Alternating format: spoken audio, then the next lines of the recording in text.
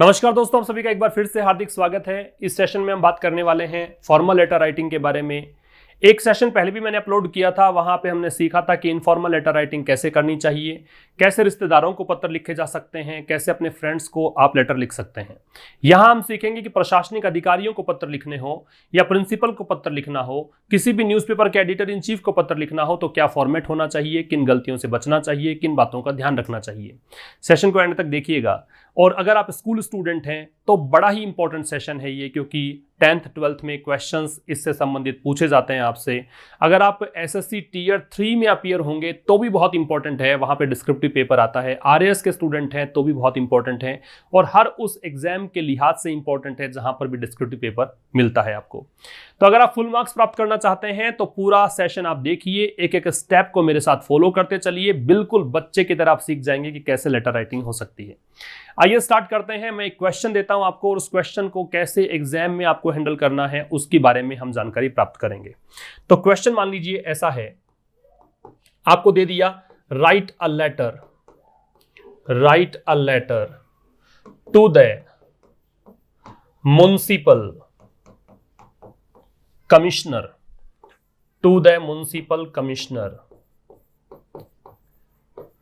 Of your city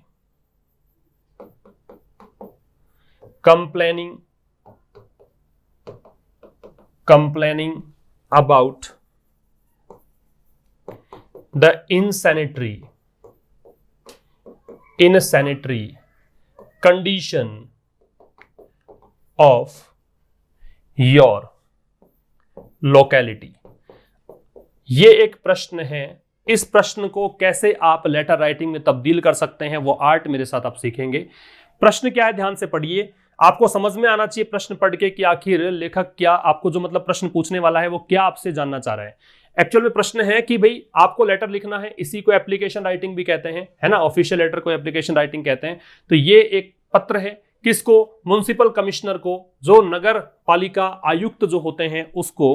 किस लिए? आपके जो शहर के नगर पालिका आयुक्त हैं उनको। किसके लिए?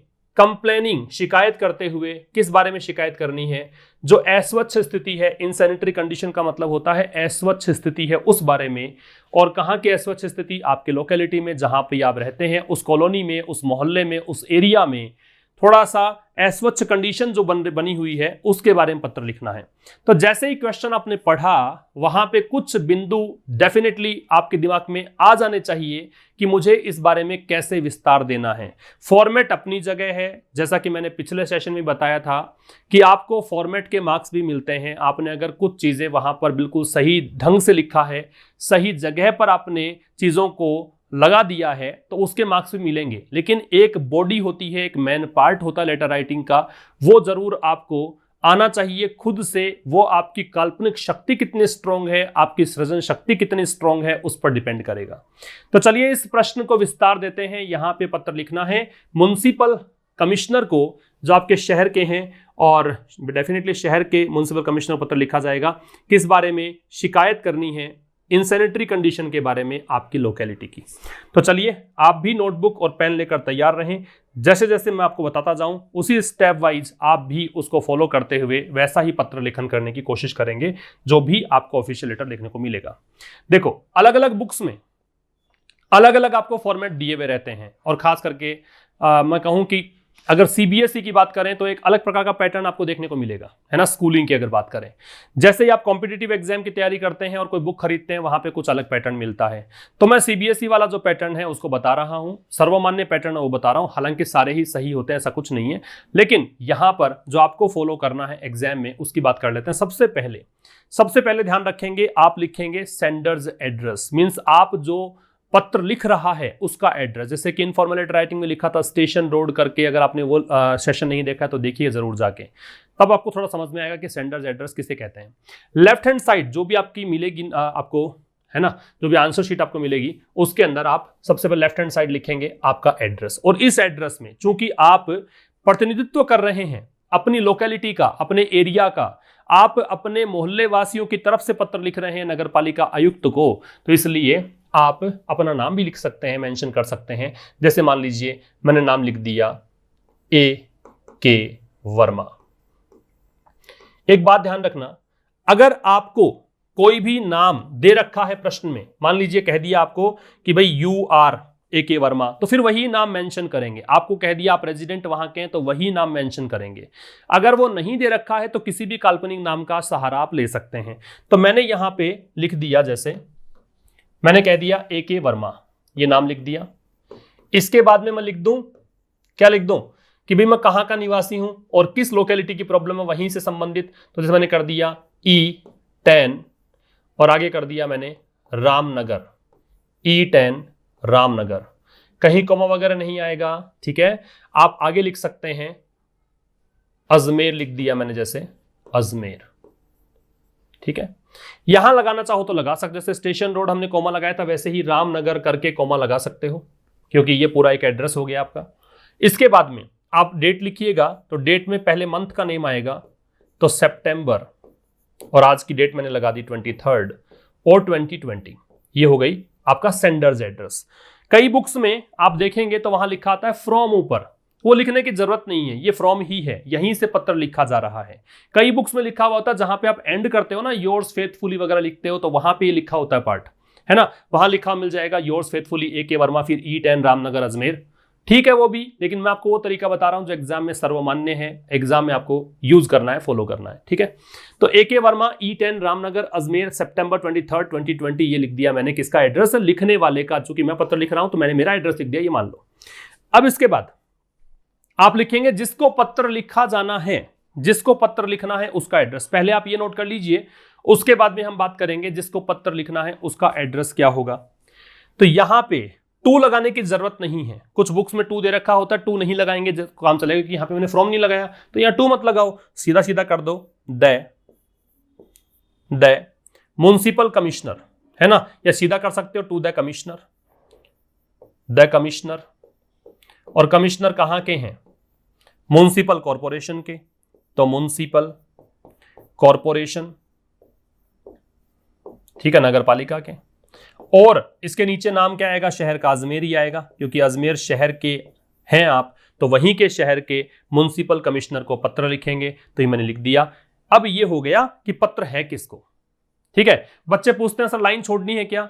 भाई यहां पे आपने जो लिखा है ना, आप एक लाइन छोड़ सकते हैं यहां पे, ठीक है ना, एक लाइन का आप स्पेस दे सकते हैं। आपने ये लिखा फ्रॉम, फिर एक लाइन का स्पेस छोड़ के आप लिखें टू वाला, मींस किसको पत्र लिख रहे हैं। टू लगाने की जरूरत नहीं है, लगाओ तो लगा लेना, कोई खास बात नहीं है।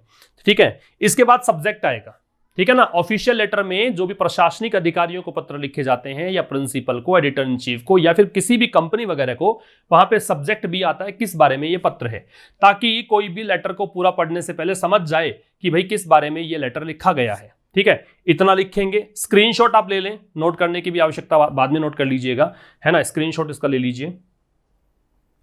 इसके बाद मैं इसको अगले पेज पर लेकर जा रहा हूं। आपको अगले पेज पे नहीं, जहां पर भी आप लिखेंगे वहीं पर उसी के नीचे आपको लिखना है, ठीक है ना, कहीं पर भी अलग पेज की जरूरत नहीं है आपको।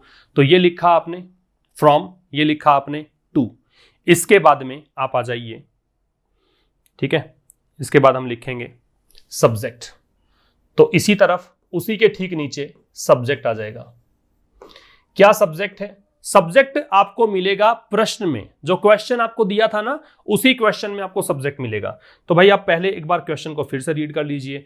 प्रश्न है कि आपको म्युनिसिपल कमिश्नर को पत्र लिखना है, आपके शहर के म्युनिसिपल कमिश्नर को कंप्लेन करने के लिए। तो ये देखो आपका सब्जेक्ट है, complaining about the insanitary condition, ये आपका सब्जेक्ट है। ठीक है, इसी को यहां से उठा के वहां पे पेस्ट करेंगे, तो मैं लिखूंगा to complain, to complain, to complain about what, किसके बारे में? To complain about the insanitary, to complain about the insanitary condition. ठीक है, तो जो अस्वच्छ स्थिति है उस बारे में पत्र लिखना है। ये मैंने सब्जेक्ट लिख दिया। अब क्या बारी है? अब सैल्यूटेशन की बारी है। इनफॉर्मल लेटर में हम लिखते हैं डियर लिख के नाम लिखते हैं, dear friend, dear mother, dear father, ऐसा लिखते हैं। यहां पर लिखेंगे सर या मैडम, तो मैंने लिख दिया सर, यहां कॉमा लगा दीजिएगा। ठीक है, सर लिख के अब जैसे मैंने वहां सिखाया था आपको इनफॉर्मल लेटर राइटिंग में कि एक लाइन आप निश्चित रूप से लिख सकते हैं। वो लाइन क्या थी? आपको याद आ रहा हो तो मैंने लिखा था कि आप वहां कुशल मंगल होंगे, है ना, I hope you are doing well there, है ना, ऐसा कुछ लिखाया था। तो वैसा ही यहां पर भी एक लाइन सटीक आप शुरुआत वैसे ही कर सकते हैं। अभी तक की कहानी बताऊं तो देखो, मार्क्स आपको इस चीज के भी मिलेंगे, मार्क्स आपको इसके मिलेंगे, ये आपका पहला पार्ट हुआ। आपको नंबर इसके भी मिलेंगे, जब आप एग्जाम में लिख के आओगे ना इसको, तो नंबर इसके भी मिलेंगे, ठीक है। नंबर आपको सब्जेक्ट लिखने के भी मिलेंगे, ये तीसरा पार्ट हो गया। नंबर सैल्यूटेशन, आपने किस तरीके से किसी को संबोधित किया है, ऑनरिफिक वर्ड क्या लगाया है, उसके भी मार्क्स मिलेंगे।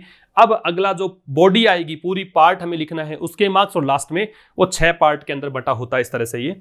तो चलो मैं बताता हूं आपको आगे कि कैसे आपको स्टार्ट करना है। तो आपने बचपन में पत्र लिखे होंगे, एप्लीकेशन लिखी होगी, हिंदी में लिखा होगा, क्या लिखते थे, नम्र निवेदन है कि, है ना, ऐसे। तो इसको इंग्लिश में कैसे लिखेंगे, देखो बिल्कुल बच्चे की तरह सिखा रहा हूं, एक एक चीज आपको क्लियर हो जाएगी।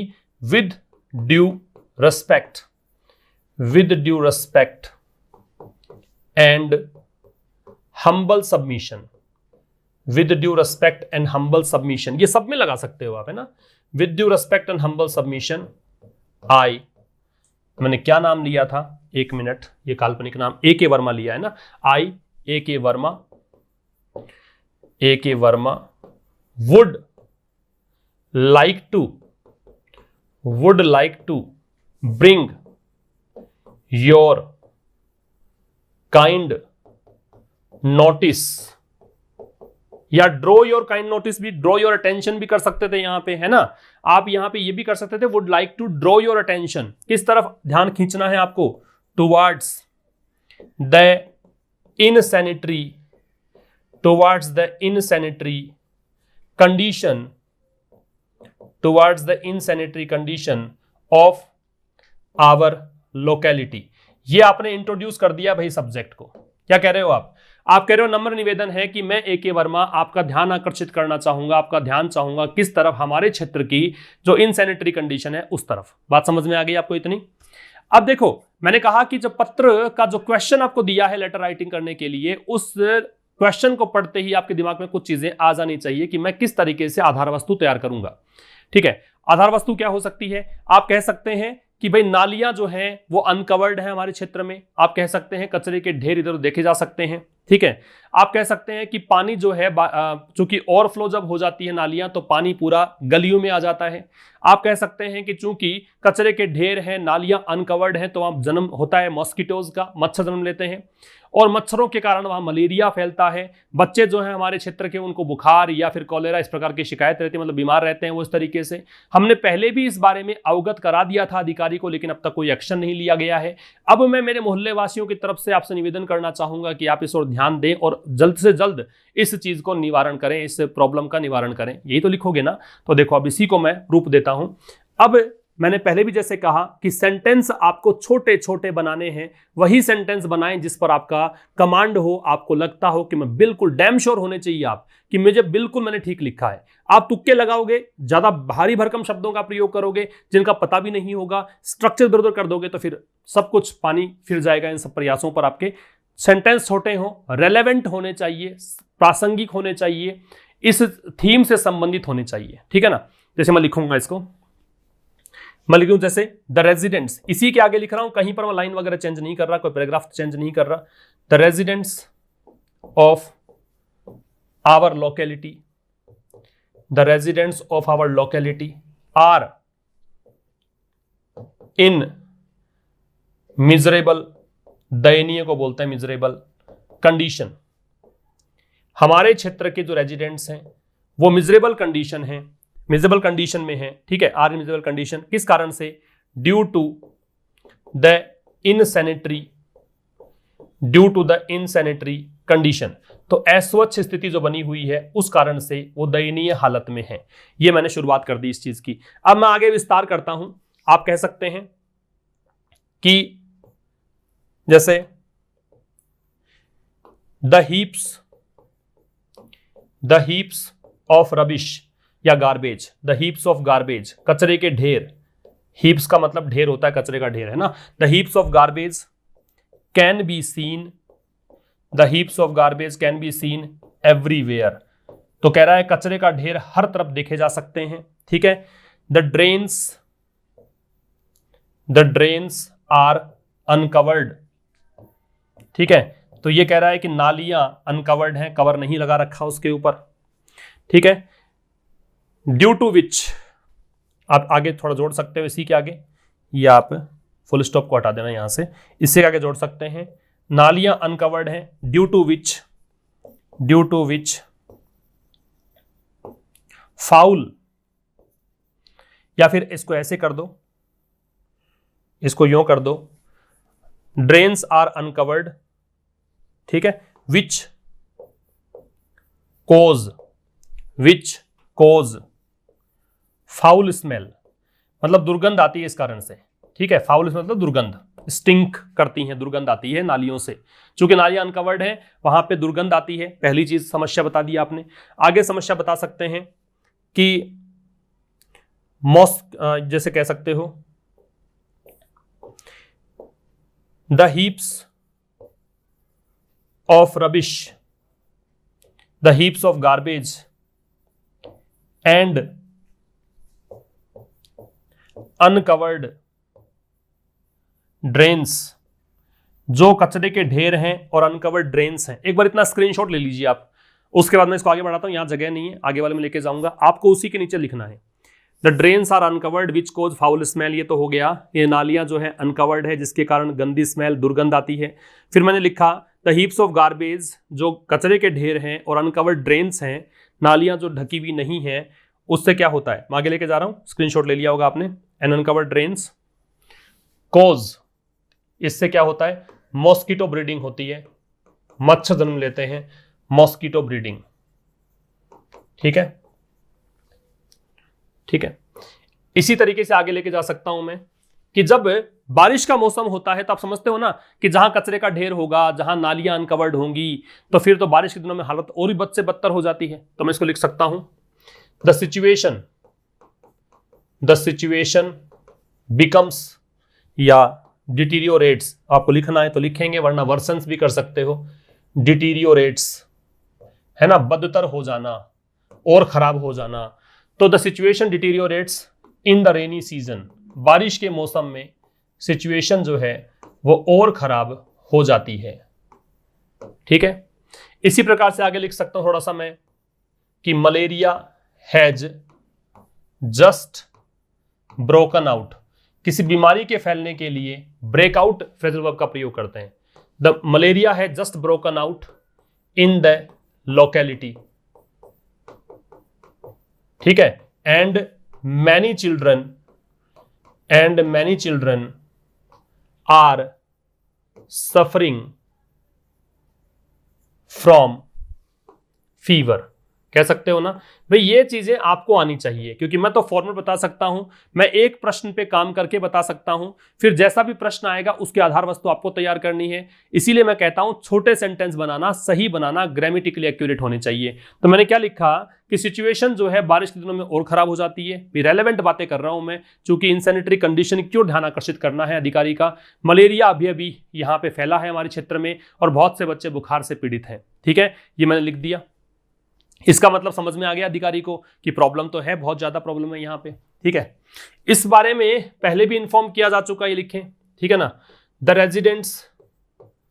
Residents of the area have already, इन्होंने पहले भी इंफॉर्म किया था, है ना, already. The residents of the area have already written to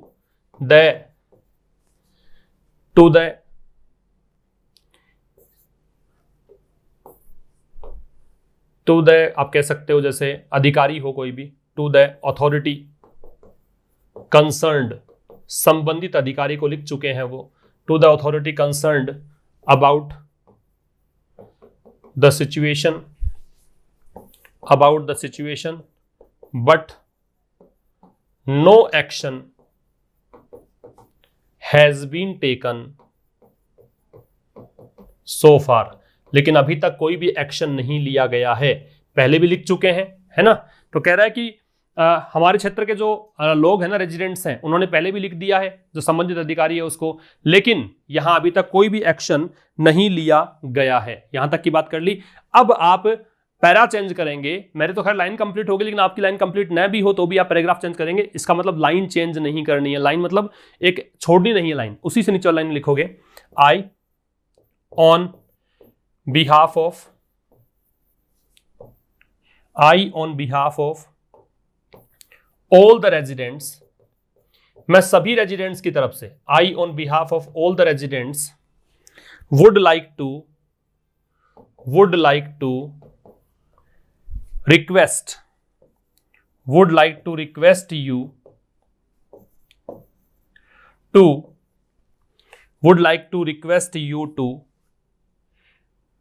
do the needful at the earliest, या फिर आप कह सकते हो as soon as possible।